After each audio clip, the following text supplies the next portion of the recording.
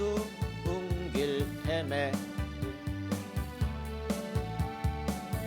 주님은 날 부르시네. 세상에 가치 없는 노래 부를 때 주님 날 구원하셨네.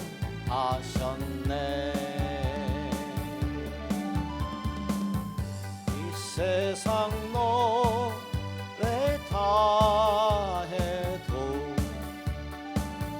내 맘엔 기쁨 없지만 그러나 이젠 찾았네. 진실한 나의 노래를 주님의 사랑 주님의 은혜 내 생명 바쳐 늘 노래해. 험하고 어두운 길 험하고 어두운 길 헤매일 때 주님은 날 부르셨네. 세상에 가치 없는 노래 부를 때 주님 날 구원하셨네.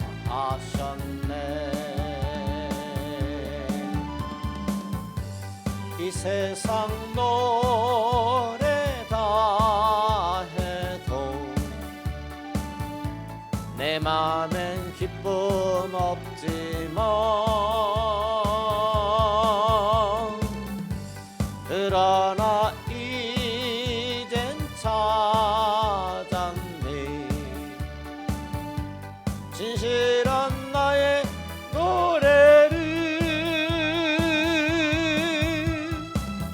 주님의 사랑 주님의 은혜 내 생명 바쳐 노래해. 험하고 어두운 길 헤매일 때에 주님은 날 부르셨네. 세상에 가치 없는 노래 부를 때 주님 날 구원하셨네.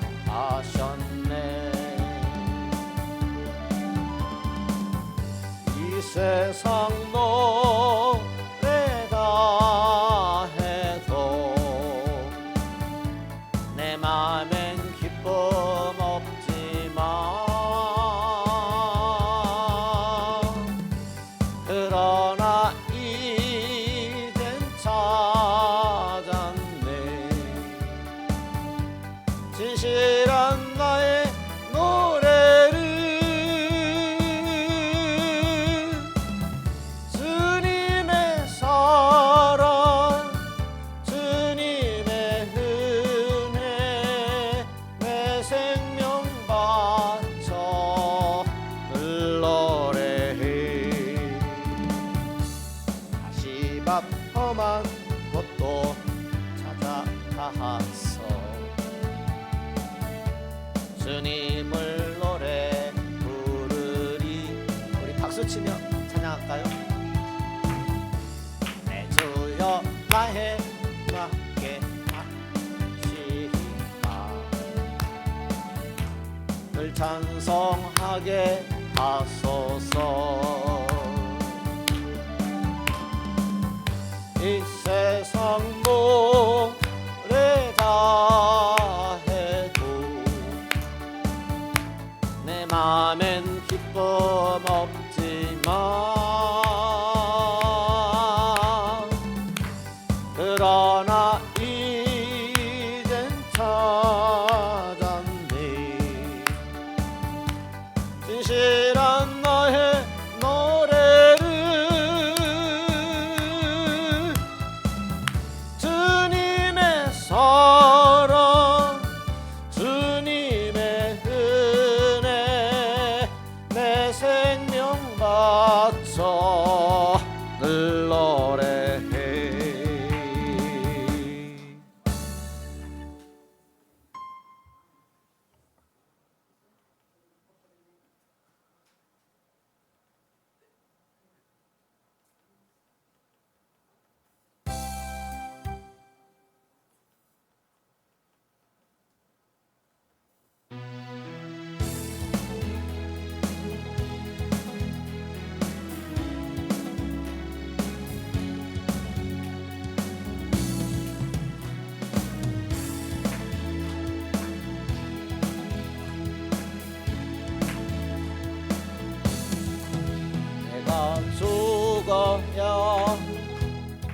내 영혼이 살겠네.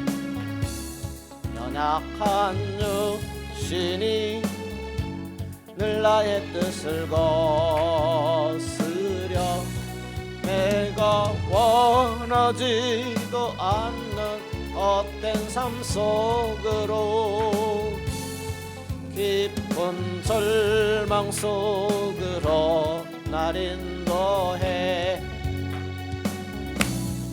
저만 살아야 내가 거듭나겠네. 나의 노력으로 결코 안 됨을 알았네. 수해 거룩한 성령이 내 안에 임하며 내가 할 수 없는 일 행하시고 날 살리시네.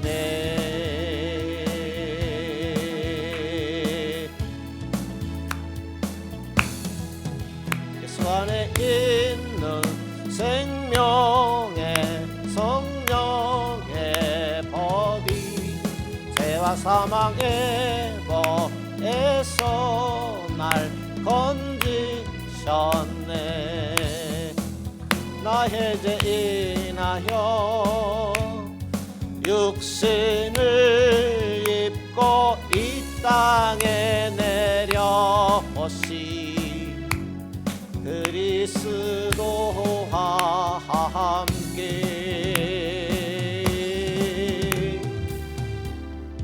내가 죽어야 내 영혼이 살겠네. 연약한 육신이 늘 나의 뜻을 거스려 내가 원하지도 않는 헛된 삶 속으로 깊은 절망 속으로 날 인도해. 수만 살아야 내가 거듭나겠네. 나의 노력으로 결코 안 됨을 알았네. 주의 거룩한 성령이 내 안에 임하며 내가 할 수 없는 일 행하시고 날 살리시네.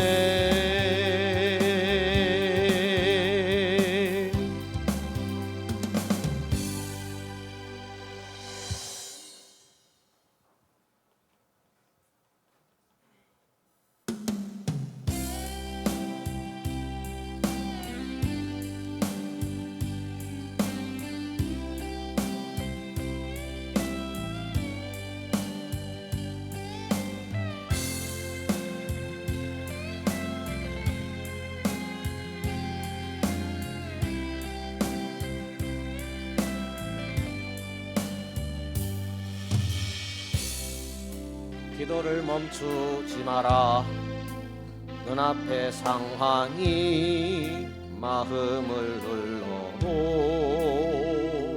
원망치 마라. 너의 힘을 지켜라. 저들은 너의 힘을 보고 있다. 마음을 뺏기지 마라. 내가 널 도우지 않는단 소리에 너의 모든 게 불리해도 너는 기도를 계속해라. 너 기도를 멈추지 마라. 내가 너의 그 모든 상황을 바로 역전시키리니 너 기도를 멈추지 마라. 내가 잠시도 쉬지 않고 모든 걸 지켜보고 있으니 바로 역전되리라. 저들의 힘이 너를 압도해도 저들의 힘이 내 목숨을 조여도 너는 보리라. 기도의 능력을 내가 역전시키리.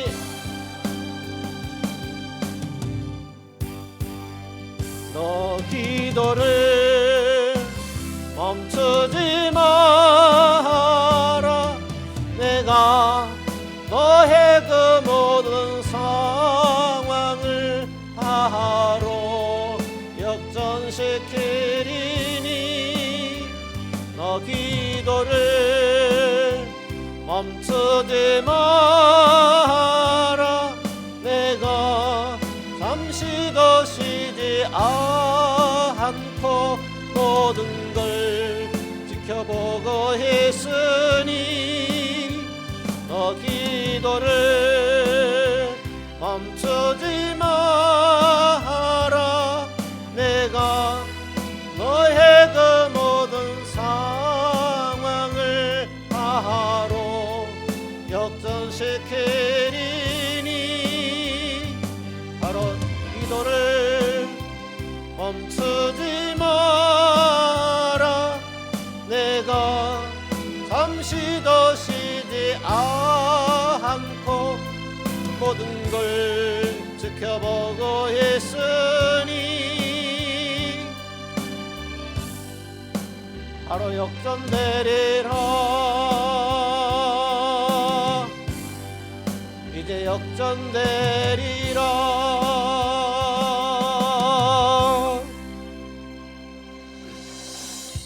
에라모시 합시다. 결코 놓지 않네. 결코 놓지 않네.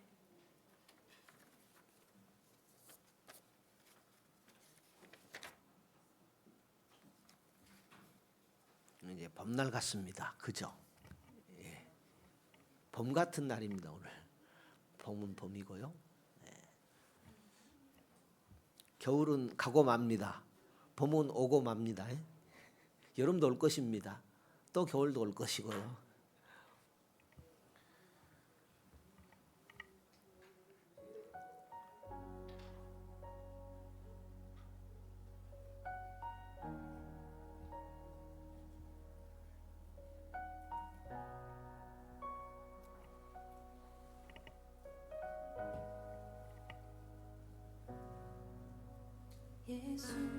내 기쁨 대신에 기쁨 대신 주 그 이름 찬양해 나의 유일한 참된 안식 예수 완전한 그 이름 능력의 하나님 내 맘 주의 나라 이루시네 예수 영원히 함께 하시고 우리 다시 세우시네 그 사랑 뭣도 끊을 수 없네 예수 완전한 소망 되시고 무너진 맘 채우시네 그 약속 우릴 결코 놓지 않네 예수 내 기쁨 되신 주 그 이름 찬양해 나의 유일한 참된 안식 예수 완전한 그 이름 능력의 하나님 내 맘 주의 나라 이루시네. 예수 영원히 함께 하시고 우리 다시 세우시네. 그 사랑 무엇도 끊을 수 없네. 예수 완전한 소망 되시고 무너진 맘 채우시네.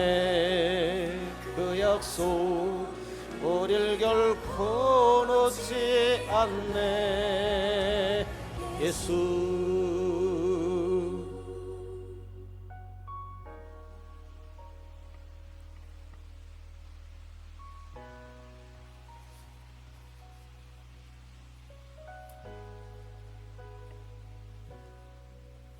이름 예수, 그 이름 예수, 그 이름 예수, 그 이름 부르네. 그 이름 예수, 그 이름 예수, 그 이름 예수, 그 이름 부르네. 이름 예수, 그 이름 예수, 그 이름 예수, 그 이름 부르네. 그 이름 예수, 그 이름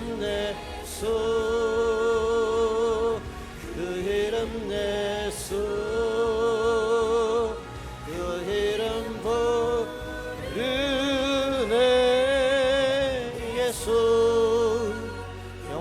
함께 하시고 우리 다시 세우시네. 그 사랑 무엇도 끊을 수 없네. 예수 완전한 소망 되시고 무너진 맘 채우시네. 그 약속 우릴 결코 놓지 않네. 이름 예수, 그 이름 예수, 그 이름 부수, 그 이름 부르네. 그 이름 예수,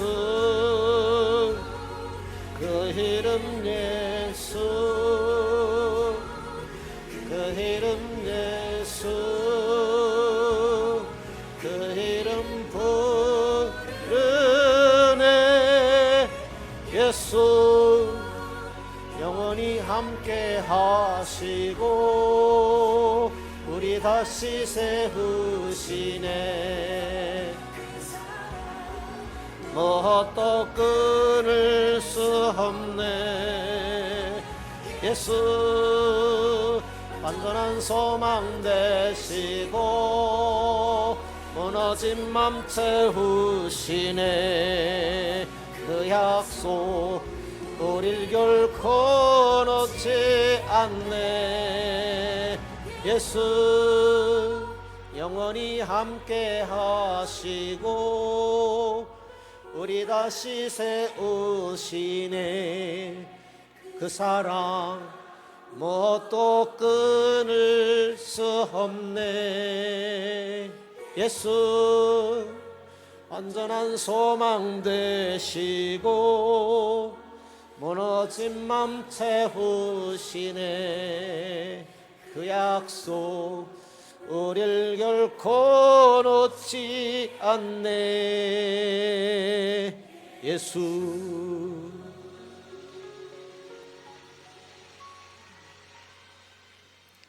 다음에는 우리도 조명을 좀 이렇게 어두컴컴하게 해볼까요? 저 화면처럼. 그러면 또 어떤 분위기도 더 있지 않을까 이런 생각 해봅니다.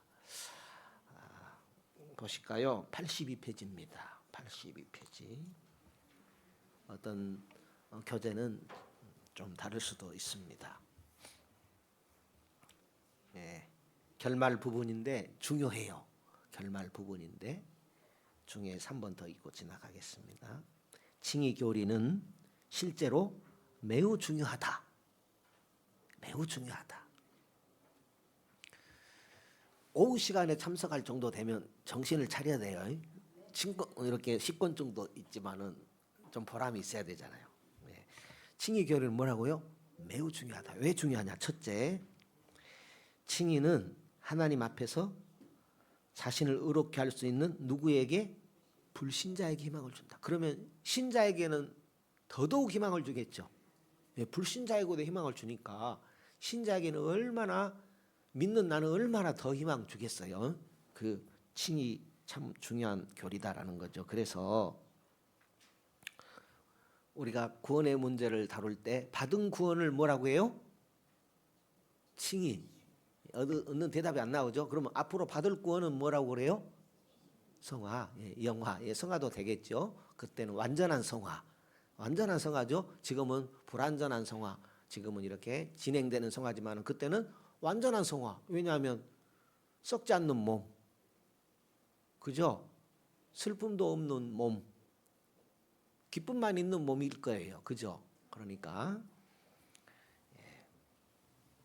그리고 구원은 믿음으로만 받는 무상의 선물이기 때문이다. 불신자에게 일주일에 교회 2번 이상 나와야 된다 그러면 골치 아플 거예요.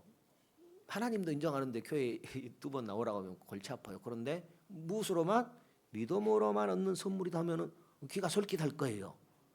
칭의는 믿음으로만 얻어요. 여기 구원이라고 했는데 좀 구분하자면 칭의는 믿음으로만 의롭다고 칭함받는다라는 거죠. 둘째, 칭의는 우리가 예수님의 공로로 죄 용서를 받았기 때문에 죄에 대한 벌을 받지 않아도 된다는 무엇을 준다? 확신을 준다. 예수님이 대신 벌 받아버렸는데 무슨 벌을 받아요? 그죠? 믿을수록 확신을 주죠. 이 칭의 교리가 그렇다라는 거예요. 물론 실제로 우리가 죄의 결과로 고통을 당하고 실제로는 죄의 결과로 고통을 당하지요. 죄의 결과로 고통 당해요? 안 당해요? 안 당해요? 뭘 당해요? 아, 그래요? 그러면 고통에 어떤 고통이 있어요? 또 하나님께서 우리가 계속 죄를 짓고 불순종하면 무엇을 내려요? 그렇습니다. 징계도 있지요. 우리가 다 뭐 눈으로 보고 뭐 분명하게 계산을 하기 힘들겠지만 하나님은 우리로 죄의 결과로 고통, 가장 분명한 것이 죽음이 왔잖아요. 사람들이 죽잖아요. 그리고 우리 형편이 그냥 순탄하지만은 않잖아요. 다들. 하나님은 결코 우리에게 그러나 하나님은 결코 우리에게 복수하시기 위해서 또 화를 내시면서 해치시려고 징계하시지는 않는다. 아비가 아들 못되게 하려고 아버지가 회초리 들지 않죠. 그것처럼 하나님도 우리를 대하실 때 그렇게 대하신다라는 거죠.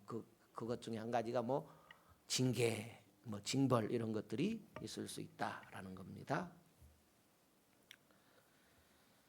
좀 되돌아보자면 우리가 거듭난 것을 알 수 있어요? 없어요? 거듭났습니까? 중생했습니까? 이렇게 묻지요. 구원받았습니까? 이렇게도 묻고요. 그렇지만 구원받았습니까? 라고 물을 때에 구원받았습니다라고 대답하지만 또 분명하게 말하기는 쉽지 않아요. 그죠? 중생했습니까? 또 물을 때에 중생의 증거가 뭐지? 막 골치가 아파요. 얼른 쉽게 대답을 하기가 힘들어요. 그죠? 그것은 맞습니다. 왜냐하면 중생은 눈에 보이지 않아요. 거듭난 것이 눈에 당장 보이지 않아요. 또 구원받은 것 칭의, 내가 하나님께서 의롭다 예수 믿기 때문에 여겨주신다라는 그런 증거를 어느 다른 사람에게 내보이기가 쉽지 않죠. 그러니까 막연하게 누가 구원받았습니까? 중생했습니까? 물을 때에 대답을 하겠지만은 증거를 내보이기도 쉽지 않고 나 자신도 무엇으로 확신을 하지? 당장 이렇게 계산하기가 쉽지 않습니다. 다른 여러 가지 것도 마찬가지죠. 그렇지만 눈에 보이는 게 뭐예요? 오늘 내가 주일날 주님을 기대하고 기뻐하고 교회 가는 나의 모습을 볼 때, 또 주일은 성수해야 된다라는 그런 어떤 의식 가운데 살아가는 나의 모습을 볼 때, 아, 나는 구원받은 하나님의 자녀구나, 또 이런 생각을 해볼 수 있지요. 그렇지 않습니까? 그것이 하루에도 아니고 1, 2년도 아니고 또 10년, 20년 내 평생 나는 주님을 잊을 수가 없어. 주님의 크신 은혜, 하나님 나라는 분명히 있어. 나는 구원받은 하나님의 백성이야. 참 주님 볼 때에 내가 부끄러운 것 참 많지만 작년보다는 금년이 더 나을 것이고, 또 지난달보다는 좀 더 주님 앞에 깨어있고 앞으로 또 더 주님을 닮아가야지. 나는 하나님의 자녀가 맞아. 구원받은 백성이 맞아. 이제 이런 의식은 우리가 가질 수 있는 거 아니겠어요? 그러니까 눈에 보이는 하나님의 자녀라는 증거는 성화뿐이에요. 예수 닮는 것, 부지런히 충성스러운 신자 되는 것, 이거밖에는 증거가 없어요. 그죠? 대답을 하시려면 하시고 마시려면 마시고 자율하십시오만은 그렇잖아요. 다른 거 있으면은 뭐 좀 생각해 보십시오. 성화예요. 겸손히 주를 섬길 때 괴로운 일이 많지만 주님은 나에게 힘 주시고 복 주시고 은혜 주실 줄로 믿습니다.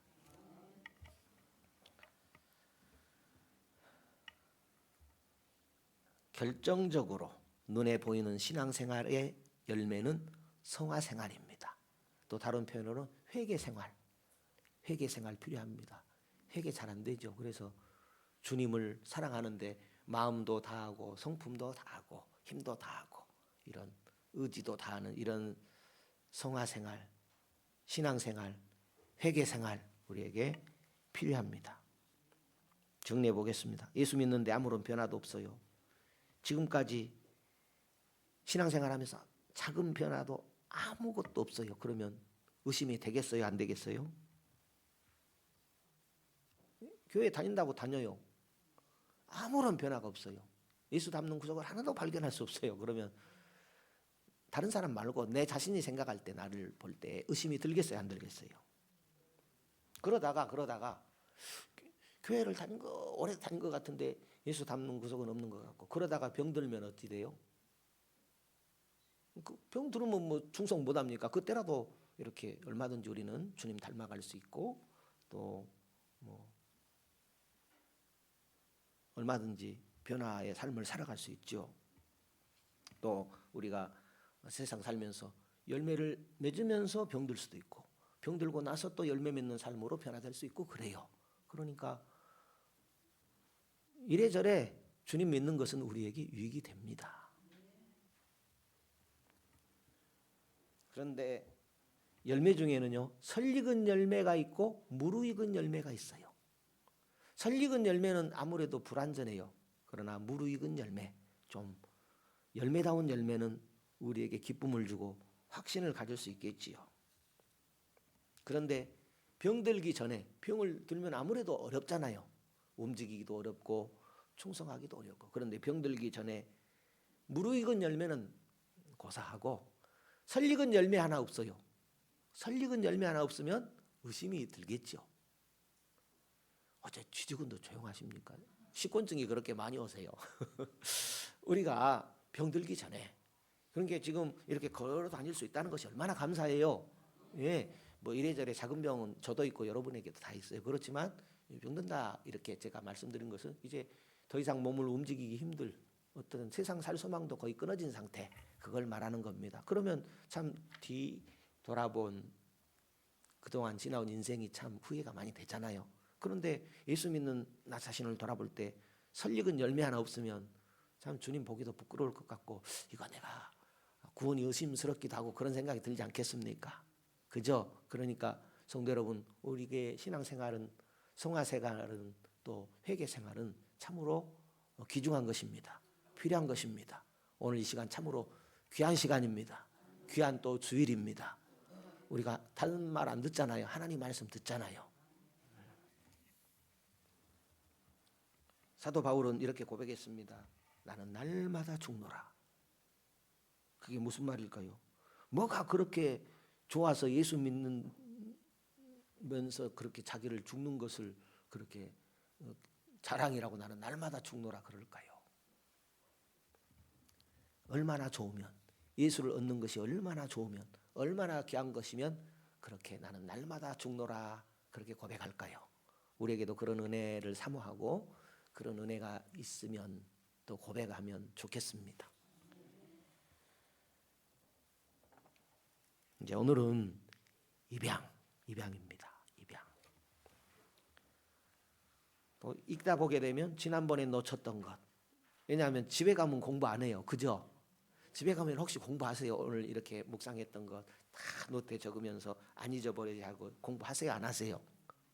안 하죠. 그러니까 지금 참 귀한 거예요. 그것도 이 구원론에 대해서 이렇게 우리가 공부하는 것은 참으로 귀해요. 이 책은 저만 갖고 있는 게 아니고 참 미국의 천재 신학자가 계세요. 천재 신학자. 늦게 신학을 공부했는데 하나님은 은사를 다양하게 줘요. 공부를 너무나 이렇게 잘 습득하는 거예요. 그분이 마침 신학을 공부하게 됐는데 얼마나 천재인지 이제 웨인 그루뎀이라는 분인데 이 책을 썼어요. 참 방대한데 우리나라 분 중에 어떤 분은 통째로 번역을 했고 또 어떤 분은 이걸 우리 성도님들이 잘 적용할 수 있도록 부분을 취해 가지고 이렇게 번역을 했어요. 그래서 요즘은 더 보급이 되었겠지만 4만 교회, 5만 교회 정도가 5만 명 정도가 이 책을 이렇게 사용하는데 어느 80세 노인, 이 자리에는 80세 넘은 노인들이 너무나 많으신데 그 80세 잡수신 이 노인도 목사님 왜 이 좋은 걸 이제 가르쳐 주시냐고 너무나 좋아했다는 그런 얘기를 들었어요. 여러분들도 좋아하시기 바랍니다. 혹시 시간 떼고 가는 한이 있더라도 좋아하시기 바랍니다. 예. 입양입니다. 입양. 하나님의 가족이 되면 우리는 어떤 혜택을 받는가? 입양은 말 그대로 하나님의 가족이 되는 거예요. 그분 양부모가 안 낳는데 이렇게 데려다가 입양하면 가족이 되잖아요. 그 입양입니다. 하나님은 중생으로 우리에게 새 생명을 주시고 새 생명은 예수 그리스도 안에서 새로운 피조물 된 것을 새 생명, 예수 생명이 내 안에 들어온 것, 그 예수가 믿어지는 것, 제 삶이 믿어지고 제 용서가 믿어지고 천국이 믿어지고 영생이 믿어지는 것, 그것이 이제 새 생명이 우리에게 왔기 때문이다라는 것입니다. 이 참고 삼을 내용은요 고린도후서 5장에 보면 귀한 내용이 있습니다. 고린도후서 5장의 15절입니다. 15절에 저가 예수님이죠. 예수님이 모든 사람을 대신하여 죽으셨지요. 그것은 산자들로 하여금 다시는 저희 자신을 위하여 살지 않고 오직 저희를 대신하여 죽었다가 다시 사신 누구를 예수님을 위하여 살게 하려 함이니라. 그러므로 우리가 이제부터는 아무 사람도 육체대로 알지 아니하노라. 비록 우리가 그리스도도 육체대로 알았으나 이제부터는 이같이 알지 아니하노라. 그런즉 누구든지 그리스도 안에 있으면 새로운 피조물이라. 새로운 피조물이 되게 되면 예수 생명이 우리 안에 오게 되면 예수를 그분이 육신을 입고 이 땅에 오셨지만은 똑같은 사람으로 여기지 않고 성령으로 잉태되었고 하나님이신 하나님의 아들이 성령의 잉태로 이 땅에 오셨다는 사실을 받아들이게 되고 우리의 구원자로 하나님으로 받아들이게 된다라는 거죠. 그것은 우리로 하여금 새로운 피조물 되게 한다라는 것입니다. 그러므로 이전 것은 지나갔으니 보라 새 것이 되었도다. 이 모든 것이 누구에게로 났어요? 하나님께로 났나니 저가 그리스도로 말미암아 우리를 누구와 하나님과 화목하게 하시고 또 우리에게 무엇을 화목하게 하는 직책을 주셨다라는 거지요. 오늘 우리는 예수 그리스도과 달게 하나님과 화목되었습니다. 어느 정도로요? 아바 아버지라 부를 정도로. 아바 아버지라 부를 정도는 입양이 되었다라는 거죠. 그리고 우리도 화목케 하는 그런 직책이 있습니다. 그래서 전도해야 되지요. 전도는 해도 되고 안 해도 되는 것이 아니라 우리가 반드시 해야 될 것입니다. 그래서 우리가 가서 제자 삼으라 노래로만 찬양으로만 부르는 것이 아니고 그런 어떤 우리의 책임의식, 우리의 사명의식을 가져야 되지요. 직접 전하지는 못한다 할지라도 그리스도인으로서 살아가야 되잖아요. 그렇죠? 예, 우리는 내 뜻대로 내 성질대로 막 내 마음대로 사는 세상이 아니라 하나님의 복음을 가진 그리스도와 하나 된 그런 삶을 살아가는 사람들입니다. 이제 이런 의식 가운데 방금 읽었던 입양에서 새 생명을 주시고 또 칭으로 하나님 앞에서 법적으로 바른 신분을 주시고 하나님 앞에서 칭으로 말미암아 법적인 신분이 뭐예요? 위치적 구원. 위치적 구원이란 죄인이 용서받은 의인이 된 거예요. 위치가 달라졌죠. 죄인이 의인된 것은 위치가 달라졌죠.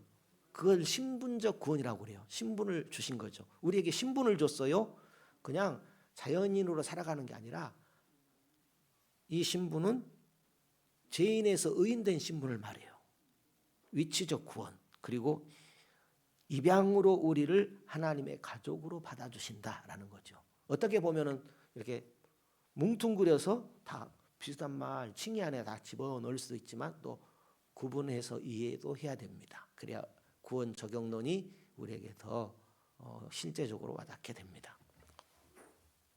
입양의 성경적 증거입니다. 입양은 하나님께서 우리를 하나님의 가족으로 받아주시는 행위라고 정의할 수 있다. 예수님을 믿는 사람들은 하나님의 자녀들이 된다.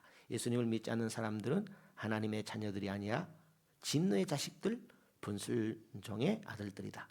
그리스도를 거절한 유대인들이 하나님을 자신들의 아버지라고 생각했지만 예수님은 사단이 그들의 아버지라고 하셨다.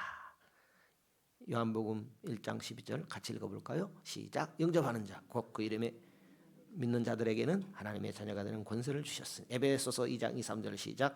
그때 너희가 그 가운데 행하여 이 세상 풍속을 좇는 공중권세 잡은 자를 따랐으니 곧 지금 불순종의 아들들 가운데서 역사하는 영이라. 전에는 우리도 다 그 가운데서 우리 육체의 욕심을 따라 지내며 육체와 마음에 원하는 것을 하여 다른 이들과 같이 본질상 진노의 자녀였더니. 에베소서 5장 6절 시작. 누구든지 헛된 말로 너희를 속이지 못하게 하라. 이로 말미암아 하나님의 진노가 불순종의 아들들에게 임하나니. 하나님의 진노가 불순종의 아들들에게 임한다 그랬습니다. 여기까지 읽어보죠. 요한복음 8장 41절. 너희는 너희 아비가 행한 일들을 하는도다. 대답하되 우리가 음란한 데서 나지 아니하였고 아버지는 한 분뿐이시니 곧 하나님이시로다. 예수께서 이르시되 하나님이 너희 아버지였으면 너희가 나를 사랑하였으리니 이는 내가 하나님께로부터 나와서 왔음이라. 나는 스스로 온 것이 아니요 아버지께서 나를 보내신 것이니라. 어찌하여 내 말을 깨닫지 못하느냐. 이는 내 말을 들을 줄 알지 못함이로다. 너희는 너희 아비 마귀에게서 났으니 너희 아비의 욕심대로 너희도 행하고자 하느니라. 그는 처음부터 살인한 자요 없으므로 진리에 서지 못하고 거짓을 말할 때마다 제 것으로 말하나니 이는 그가 거짓말장이요 거짓의 아비가 되었음이라. 아멘. 오늘 저희들이 이 조직 신학 성경을 따라가는 조직 신학이라고 공부하는데 우리가 붙잡아야 될 것은 뭐예요? 하나님 말씀입니다. 그러니까 조직 신학이 껍질이라고 하면 알맹이는 뭐예요? 알맹이는 성경 구절이에요. 그러니까 제가 시간상 다 읽어야 되는데 읽지 않고 지나가는데 여러분들은 이 교재를 가지고 구절을 읽으셔야 돼요. 사실은 구절을 쓰고 구절을 읽어야 여러분 것이 돼요. 진짜입니다. 구절을 쓸 때 남아요. 구절을 읽을 때 남고 껍데기만 읽으면 아 그래 이제 지식으로만 그것도 정리가 잘 안 될 것이지만 그냥 지식으로만 남을 수 있는 것이죠. 그러면 깊은 어떤 말씀의 내용은 모르고 지나갈 수 있습니다. 그다음에요. 85페이지 중간입니다. 우리가 하나님의 가족들이라면 우리는 서로 가족으로 연결되어 있는가? 왜냐하면 하나님의 가족이 예수 믿는 사람은 하나님의 가족이잖아요. 그러면 뭐 형제로나 연결돼야 되잖아요. 그러니까 그 물음입니다. 하나님은 우리를 하나님의 가족으로 입양하셔서 구약에 믿는 유대인들과도 한 가족을 이루게 하셨다. 우리는 혈육의 가족이 아니라 하나님의 가족, 약속의 자녀들이다 라는 거예요. 읽어볼까요? 로마서 9장 7절입니다. 또한 아브라함의 씨가 다 그 자녀가 아니라 오직 이삭으로부터 난 자라야 내 씨라 칭하리라 하셨으니 곧 육신의 자녀는 하나님의 자녀가 아니라 오직 약속의 자녀가 서로 씨로 여기심을 받느니라. 약속의 자녀는 뭐예요? 예수 그리스도를 믿는 자지요. 그러니까 이삭으로부터 난 자는 예수 그리스도를 의미합니다. 여기서 이삭은 예수 그리스도를 상징합니다. 아브라함의 씨 많잖아요. 이스마엘도 아브라함의 씨잖아요. 육신적으로는. 그러나 이스마엘을 따르는 자, 믿음 아닌 것을 따르는 자가 하나님의 가족이 될 수 없죠. 이삭을 따라야 되죠. 예수 그리스도를 따라야 되죠. 믿음의 길을 따라야 하나님의 약속을 붙잡아야 하나님의 가족이 되죠. 그것을 말씀하고 있습니다. 갈라디아서도 읽어볼까요? 갈라디아서 4장 28절입니다. 형제들아 너희는 이삭과 같이 약속의 자녀라. 그런즉 형제들아 우리는 여종의 자녀가 아니요 자유 있는 여자의 자녀니라. 한 것 더 보죠. 베드로전서 3장 6절 사라가 아브라함을 주라 칭하여 복종한 것 같이 너희가 선을 행하고 아무 두려운 일에도 놀라지 아니하므로 그의 딸이 되었느니라 했습니다. 그 다음에 86페이지입니다. 바울은 구약 시대에는 하나님의 입양된 자녀들의 지위가 완전히 이루어지지 않았다고 했다. 이 부분 여러분 읽어보셨어요? 이제 교재 없으신 분은 어쩔 수 없다 하고요. 교재 가지신 분은 이 부분을 읽어보셨습니까? 대답을 한 분만 하시네요. 그러면 읽어보신 분은 이해가 되셨습니까? 대답이 없으시네요. 그러니까 읽어보신 분은 거의 없고, 그러니까 대답도 할 수 없고. 여러분 읽어보면 이제 알 수도 있는데요. 이제 보겠습니다. 구약 시대에는 하나님의 입양된 자녀들의 지위가 완전히 이루어지지 않았다고 누가 말했어요? 바울이. 구약 시대에는 하나님께서 선민들의 아버지가, 이 말은 아니다 그런 뜻이 아니에요. 완전한 지위가 이루어지지 않았다고 해서 사도 바울이 그렇게 말했는데 그것은 하나님의 자녀가 아니라는 그 뜻은 아니다라는 거죠. 구약 시대도 하나님은 누구의 아버지셨어요? 선민들의 믿는 자의 아버지셨습니다. 그들을 하나님의 자녀들이라고 했습니다. 그러나 구약 시대에는 어쨌다? 불완전했다 그것입니다. 예를 들어서 구약 시대는 예수님이 오셨어요? 안 오셨어요? 안 오셨어요. 오실 예수를 믿었어요. 신약 시대 예수님이 왔죠? 예, 그러니까 예수님이 오기 전과 예수님과 오신 후에 그런 차이를 말하는 것입니다. 구약 시대는 하나님의 가족의 지위가 완전히 확보된 것이 아니고 하나님의 가족의 특권도 누리지 못했다. 그리스도께서 오셔서 하나님의 아들의 영이 우리 마음에 부어져서 우리 영과 더불어 우리가 하나님의 자녀라는 증언을 해 주실 때까지는 그러했다. 이제 불완전했다라는 겁니다. 좀 읽어보실까요? 갈라디아서 3장 23절입니다. 믿음이 오기 전에 우리가 율법 아래 매인 바 되고 계시될 믿음의 때까지 갇혔느니라.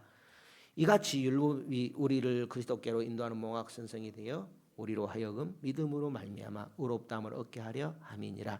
믿음이 온 후로는 우리가 몽학 선생 아래 있지 아니하도다. 너희가 다 믿음으로 말미암아 예수 그리스도 안에서 하나님의 아들이 되었으니 믿음으로 말미암아 예수 그리스도 안에서 하나님의 아들이 되었다 그랬습니다. 시편 103편입니다. 아비가 자식을 불쌍히 여김같이 여호와께서 자기를 경외하는 자를 불쌍히 여기신다 그랬습니다. 이사야서도 읽어볼까요? 내가 북쪽에게 이르기를 내놓으라 남쪽에게 이르기를 가두어 두지 말라. 내 아들들을 먼 곳에서 이끌며 내 딸들을 땅끝에서 오게 하며 내 이름으로 불려지는 모든 자 곧 내가 내 영광을 위하여 창조한 자를 오게 하라. 그를 내가 지었고 그를 내가 만들었느니라. 말라기도 있죠. 말라기 1장 6절 내 이름을 멸시하는 제사장들아 나 만군의 여호와가 너에게 이르기를 아들은 그 아버지를 종은 그 주인을 공경하나니 내가 아버지일진데 나를 공경함이 어디 있느냐 내가 주인일진데 나를 두려움이 어디 있느냐 하나 너희는 이르기를 우리가 어떻게 주의 이름을 멸시하였나이까 하는도다 했습니다. 87페이지입니다. 우리가 하나님의 자녀들이라는 증거가 무엇인가? 우리는 예수 믿는 저와 여러분을 말해요. 성령께서 우리가 하나님의 자녀들이라는 증언을 우리의 영과 함께 해 주신다는 것이 증거다.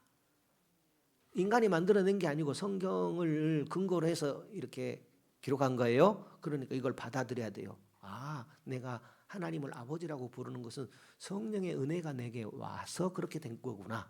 왜냐하면 우리의 머리로는 이런 해석이 안 나와요. 성경이 정보를 준 거예요. 우리는 분명히 하나님을 아버지라 하거든요. 아버지라 하죠. 뭐 일주일에 한 번 부르든 한 달에 한 번 부르든 아버지라 하죠. 예, 그렇다면 그것은 그냥 된 게 아니고 성령의 은혜라는 겁니다. 그걸 또 성경이 기록을 하고 있으니까 아, 그렇게 된 것이구나 우리가 이해가 되어지는 것입니다. 예수님은 우리를 형제들이라고 하심으로 우리의 형님이 되시지만, 맞죠? 예수님은 우리의 형제 되시니까 형님 맞죠? 예수님을 동생이라고 하기는 그러잖아요. 형님 되시지만 여러 형제들 중에 예수님은 큰형님이시다. 예, 큰형님, 장자이십니다. 하나님이 우리의 아버지라는 것과 또 예수님의 아버지라는 것은 그러나 다르다라는 거죠. 예수님이 하나님을 아버지라고 부르는 것과 우리가 하나님을 아버지라고 부르는 것은 조금 차이가 있다라는 거예요. 예수님은 하나님과 훨씬 더 크고 영원한 관계를 맺고 계시다라고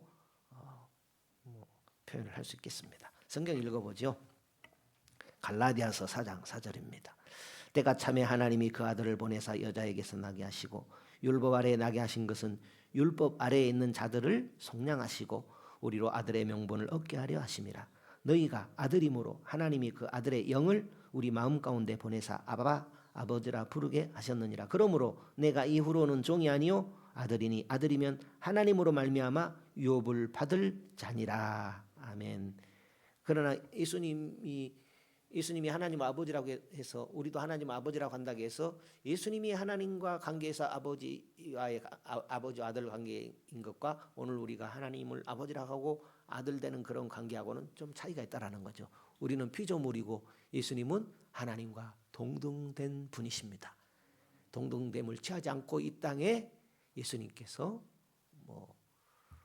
낮아지신 것뿐이죠. 우리를 위해서.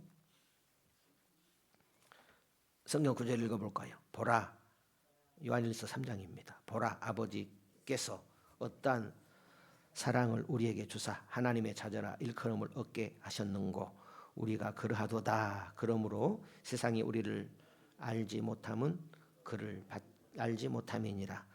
사랑하는 자들아, 우리가 지금은 하나님의 자녀라. 장래 어떻게 될 것은 아직 나타나지 아니하였으나 그가 나타내심이 되면 우리가 그와 같을 줄을 아는 것은 그에 계신 그대로 볼 것을 이남이니. 예. 또 여러 구절을 우리가 봐야 되는데요. 한 것 더 보죠. 히브리서 12장입니다. 이르시되 내가 주의 이름을 내 형제들에게 선포하고 내가 주를 교회 중에서 찬송하리라 하셨으며 자녀들은 혈과 육에 속하였음에 그도 또한 같은 모양으로 혈과 육을 함께 지니심은 죽음을 통하여 죽음의 세력을 잡은 자 곧 마귀를 멸하시며. 88페이지입니다. 중간입니다. 우리는 지금 하나님의 자녀들이지만 장차 예수님이 재림하시면 부활체를 받아 하나님의 자녀들로서 완전한 혜택을 누린다는 면에서 미래의 자녀들과는 조금 다르다.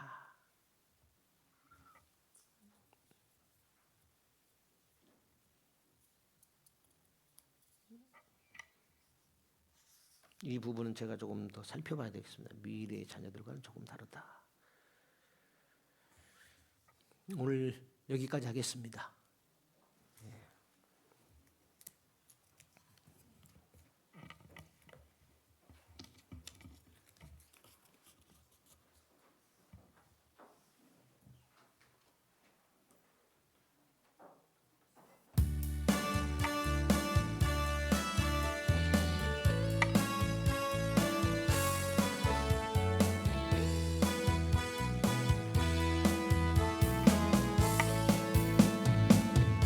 그날이 도적같이 이를 줄 너희는 모르느냐.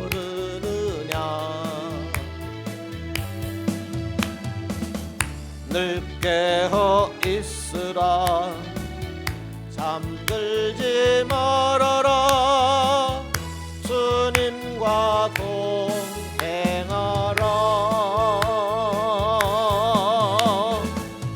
항상 기뻐하라 쉬지 말고 기도하라 범사에 감사하라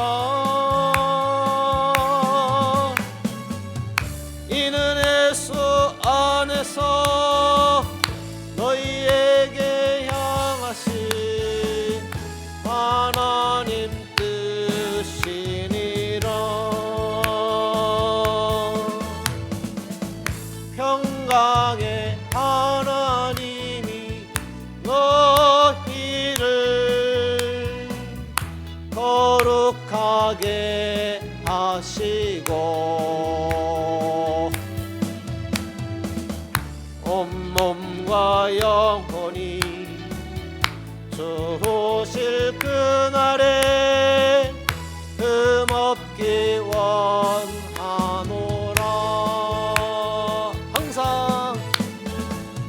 항상 기뻐하라 쉬지 말고 기도하라 범사에 감사하라 이는 예수 안에서 너희에게 향하신 하나님 뜻이니라